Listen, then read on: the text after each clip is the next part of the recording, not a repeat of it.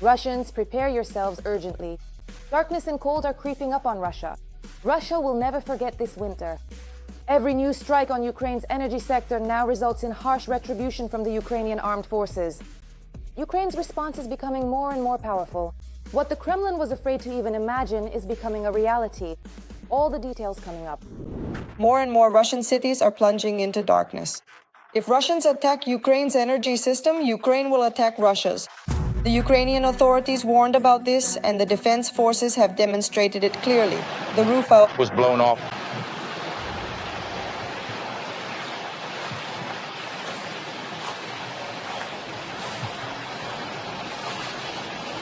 This is what the Voronezh thermal power plant looks like now, for example.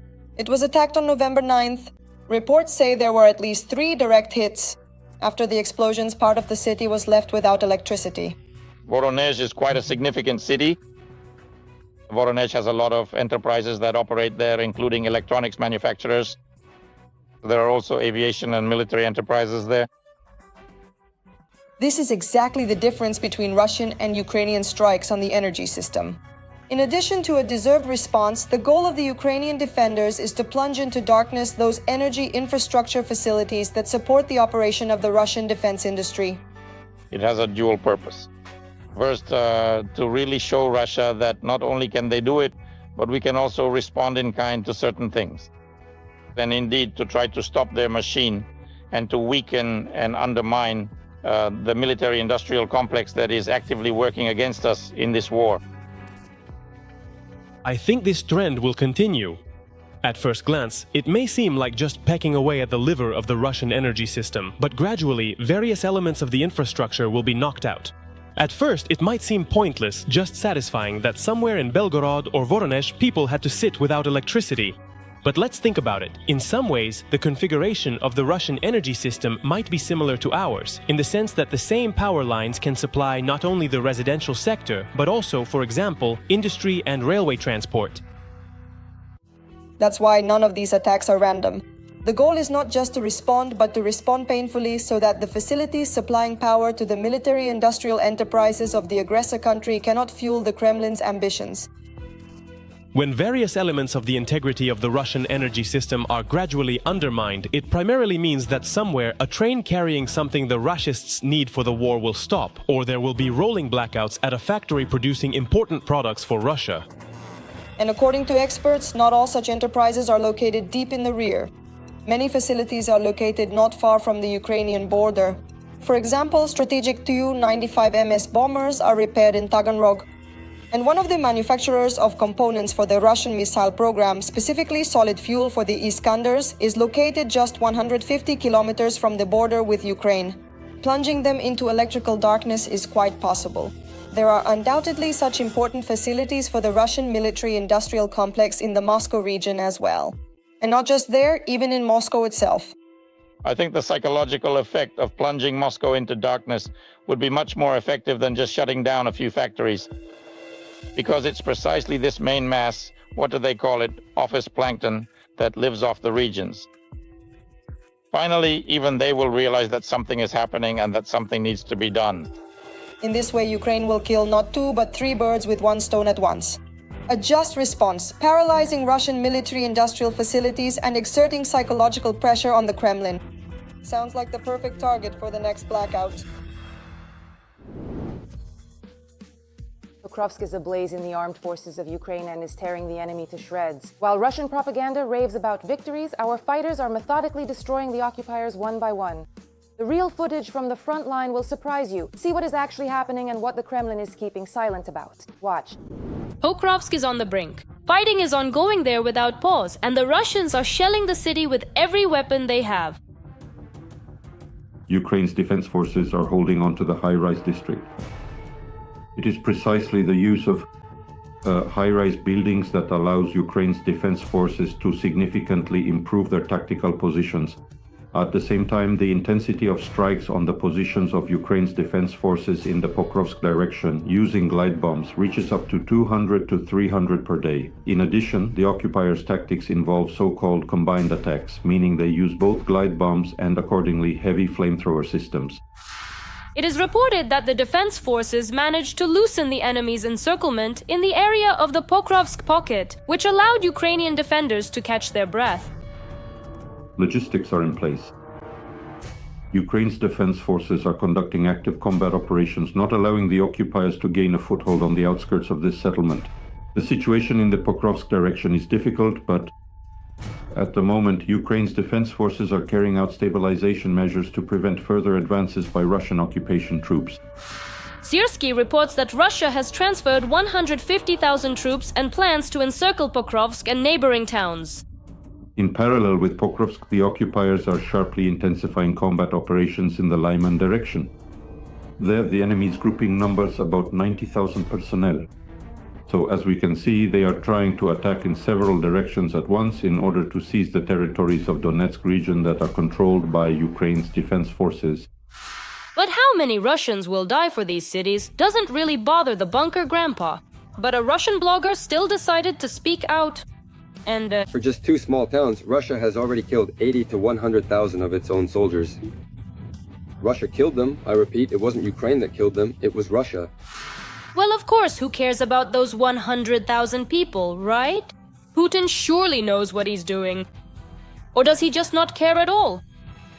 In Germany during World War II, when it was invading and occupying Norway, France and Poland, lost significantly fewer people than Russia has for just these 2 small towns.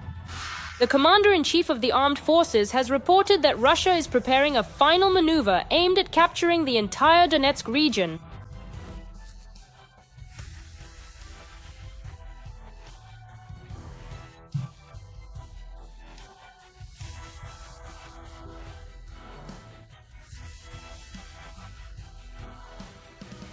This is what the Russian military command is planning.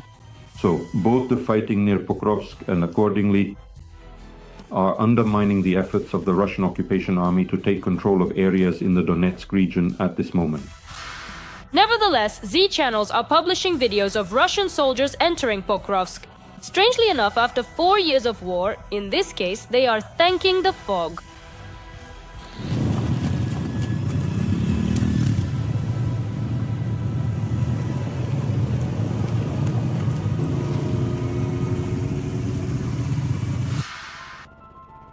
But just as they entered, they were killed. Apparently, fog is not a very reliable ally.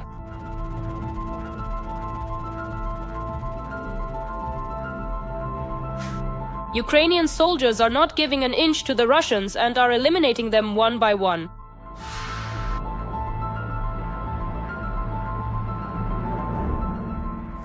There have been significant tactical successes in the Rodinska area. The settlement has been completely cleared, and considering its strategic importance, it's a key logistical route that passes through this settlement. It is now under the control of the Ukrainian Defense Forces. The Ukrainian Defense Forces are conducting successful counteroffensive operations in the area of the settlement of Shakhov. Apparently, because of this, Russia has begun a mass recruitment of volunteers to guard important facilities from drones. But we know very well where these volunteers will end up soon. In the decree signed by the Russian dictator on the recruitment of so-called reservists to guard strategic facilities on the territory of the Russian Federation, according to the Russian side itself, there are certain loopholes that allow the use of these operational reserves to replenish personnel directly on the front line of combat. In fact, this is a covert mobilization on the territory of the Russian Federation. And meanwhile, in Russia itself, as always, it's hot. This time, friendly drones paid a visit to the oil refinery in Saratov.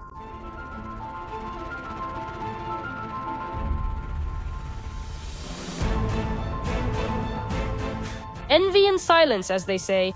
The main thing is just how much admiration there is. Envy in silence while I sit by the window. Oh, it exploded. Let's watch. Let's watch.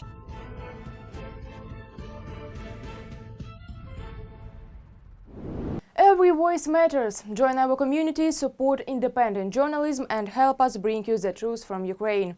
Become a member of Ukraine today. Join us now. Ukraine loses a satellite but gains something greater. The only Ukrainian Sich-230 has completed its orbital mission. But this is not the end, it's the beginning of a new space era. The Czech Republic is giving Ukraine a new eye of war. Why is the Kremlin already nervous? Or is this a space breakthrough that will change everything? Watch. A satellite for Ukraine. On October 21, 2025, the Ministry of Foreign Affairs of the Czech Republic announced that, as a sign of support for Ukraine, it would gift it an Earth observation satellite. This information appeared in October when the last operational Ukrainian satellite, Sich-230, completed its mission. Satellites play an extremely important role today, and we remember how excited we all were when there was a moment at a critical time when the United States declined or chose not to provide satellite data to Ukraine. Sich-230 fell and most likely burned up in the atmosphere on October 8th off the coast of American Alaska. This was reported by the National Center for Space Facilities Testing and Control. Now it needed a replacement. Let's not forget that. In fact, Ukraine also actually has Finnish satellites, which were in particular generously provided to Ukraine. And Ukraine can also use these Finnish satellites. But let's also not forget about the important Starlink equipment systems and access to data from the satellites of Ukraine's partners, primarily, of course, the United States. Which specific satellite the Czech Republic will give to Ukraine is still unknown. The previous one on January 13, 2022 was launched into its designated orbit by a Falcon 9 rocket from SpaceX. After that, contact was established with it and it was confirmed that the onboard equipment was functioning properly. At the time, the President's office stated that the digital images transmitted by the satellite to Earth could be used in agriculture and forestry, cartography for water resource management, monitoring emergencies and natural disasters, as well as in security and defense for detecting illegal activities. Satellites play several important roles and perform several key tasks in wartime conditions. First and foremost, it's of course reconnaissance. Communication on the battlefield is also extremely important. And in fact, the fact that Ukraine was the first to receive Starlink systems provided, at the beginning of the full-scale invasion, a significant advantage. Even though the Russians have now brought their satellite industry to ruin in their own country, it used to be top-notch and is now helping the Kremlin wage war against our country. Russia is also using data from Chinese satellites. This means that its own satellite constellation in orbit is currently insufficient for Russia, and it is therefore forced to use Chinese satellites as well. We can say that the Ukrainian satellite industry is currently in its infancy. With the support of its allies, it has every chance to become promising and competitive on the world stage. Poland has surprised us again. The Ukrainian Armed Forces will receive a secret weapon. Our neighbors are preparing a new powerful military aid package for Ukraine, one that the Kremlin is even afraid to mention out loud. Watch right now for all the details about the new arsenal from our allies. Over 120 billion zlotys or $4 billion. This is the impressive amount Poland has spent on aid to Ukraine since the start of the full-scale invasion. This includes both humanitarian and military support. Poland was one of the first countries to provide Ukraine with tanks, ammunition, and defense equipment on a large scale. In 2022 to 2023, it delivered, among other things, more than 300 tanks, as well as armored personnel carriers, artillery systems, air defense systems, drones, mortars, assault rifles, and over 100 million rounds of ammunition. 10 airplanes and 10 helicopters were also sent to Ukraine. Between 2022 and 2024, Poland provided Ukraine with 47 packages of military aid. The value of the equipment delivered in 2022 alone amounted to 7.23 billion zlotys, and in 2023 to 2024, another 5.63 billion. Poland also provided more than 19,500 Starlink terminals, ensuring stable satellite communication for the armed forces of Ukraine. This accounted for almost half of all terminals used in Ukraine by the end of 2023. Poland's assistance to Ukraine is not the result of some romantic enthusiasm, it's very pragmatic. Our neighbors understand that if Ukraine falls, Poland will be next in line. After all, a fighting Ukraine gives Europe time to better prepare for threats. This time is needed and we have no right to waste a single minute. We will be held accountable for every minute. 318 tanks were delivered to Kiev by Warsaw. Among them are modernized T-72s, M1Rs, PT-91s and Leopard 2S. This is more than anyone else has provided. The total value of gratuitous aid, including training, logistics, repairs, and medical support, exceeded $4 billion by March of this year. Specifically, in 2022, it amounted to $1.6 billion, and in 2023 to 2024, $1.3 billion. Poland also supplied Poland's military assistance, 586 armored vehicles, 137 artillery systems, 10 Mi-24 helicopters, 10 MiG-29 fighter jets, 287 man-portable air defense systems, 44 air-to-air missiles, over 100 units of small arms, 89 mortars, 4 Grad multiple launch rocket systems, and more than 100 million rounds of ammunition.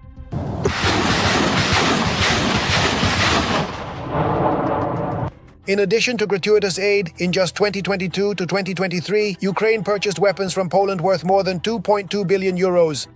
The largest contract was a deal for 54 Krab self-propelled howitzers. Of these, 36 have already been delivered. The countries are establishing joint production of weapons and equipment. The parties have agreed on the joint production of 125mm tank ammunition. There are also plans for joint production of other weapons and military equipment, including the placement of Polish companies' manufacturing facilities in Ukraine. The industry needs to be mobilized. Polish and Ukrainian industries should make joint investments, not only during the war, but also to develop their deterrence potential. These initiatives are very much needed. It is also very important for us to improve economic relations. We will continue to support Ukraine. Poland has become the main hub for supplying weapons to Ukraine. Also during the war, more than 30,000 Ukrainian soldiers have been trained on Polish territory. With each year of the war, the assistance and joint cooperation between Poland and Ukraine only grows stronger.